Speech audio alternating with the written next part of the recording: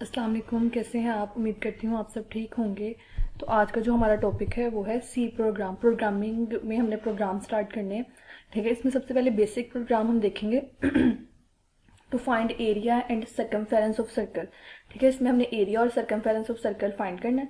ठीक है, अब यहाँ पे फॉर्मूलाज आपको याद जहन नशीन खुद होने चाहिए कि सर्कमफेरेंस का फॉर्मूला क्या होता है 2πr। ठीक है, एरिया ऑफ सर्कल का क्या फॉर्मूला होता है πr²। अब पाई की वैल्यू तो बेटा कांस्टेंट वैल्यू है ना, ठीक है, जो चेंज नहीं हो सकती। तो इसकी जो वैल्यू होगी वो पाई की वैल्यू वही 3.1415 होगी। ठीक है, क्योंकि वो चेंज नहीं हो सकती। और आर की वैल्यू हम क्या करेंगे, यूजर से इनपुट लेंगे। ठीक है, 2 एज इट इज है।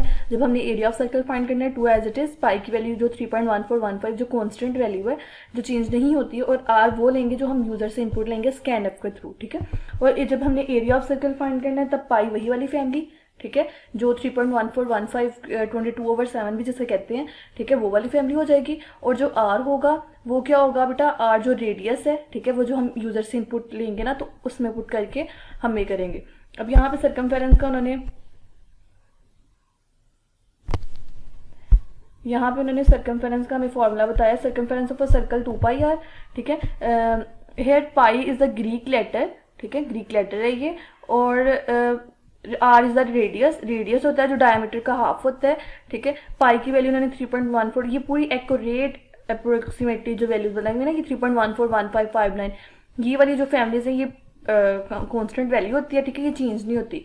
उसके बाद it is a constant value for more about circumference. अच्छा, अब यहाँ पे बस आपने याद रखना है एरिया ऑफ सर्कल का फॉर्मूला। ठीक है, πr², और एरिया ऑफ सर्कल का, ठीक है, और एरिया ऑफ सर्कमफेरेंस का और एरिया ऑफ सर्कल का।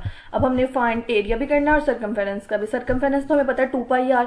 ठीक है, और एरिया ऑफ सर्कल क्या होता है πr²। ठीक है, अच्छा, अब मैंने कहना है जी सबसे पहले मैंने हैश इंक्लूड stdio.h।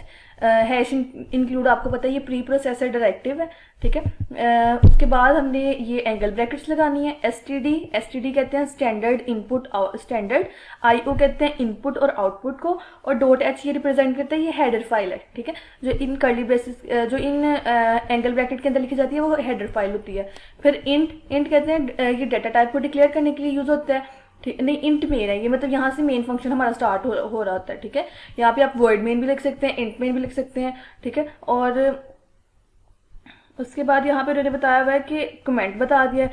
कमेंट क्या किया है उन्होंने, कमेंट बेटा वो होता है जो आपका कंपाइलर इग्नोर कर देता है। ठीक है, कमेंट उन्होंने लिखा है ये सी प्रोग्राम है जिसमें हमने एरिया और सर्कमफेरेंस सर्कल का फाइंड करना है। ठीक है, सबसे पहले इंटीजर लिए हैं, डाटा टाइप डिक्लेयर कर दी है। ठीक है, और इंटीजर का वेरिएबल का क्या नेम रखा है, रेडियस, RAD। ठीक है, रेडियस को किसने क्या कर दिया, RAD।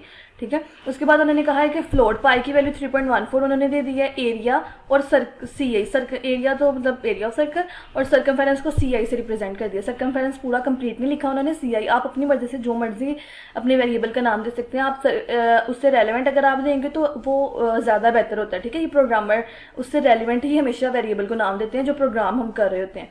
सबसे पहले प्रिंट एफ लिखा है। प्रिंट एफ में क्या लिखा है, enter radius of circle. Print F में उन्होंने कहा कि रेडियस ऑफ सर्कल, रेडियस बता दें सर्कल का। स्कैन एफ में हमने उनसे लिया है ये एम्परसेंड का साइन, आपको पता है रेडियस आ गया। उसके बाद फिर एरिया में जाएगा।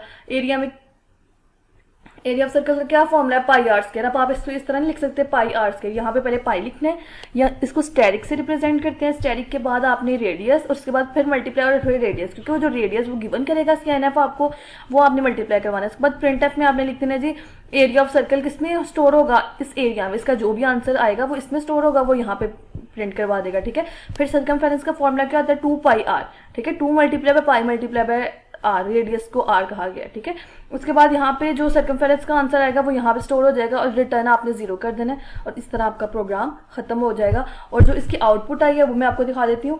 ये रेडियस, उन्होंने सर्कल का रेडियस पूछा था, उन्होंने क्या दे दिया जी 56। तो जो एरिया ऑफ सर्कल निकला ये निकल आया, और जो सर्कमफेरेंस निकला है वो ये निकल आया। ठीक है।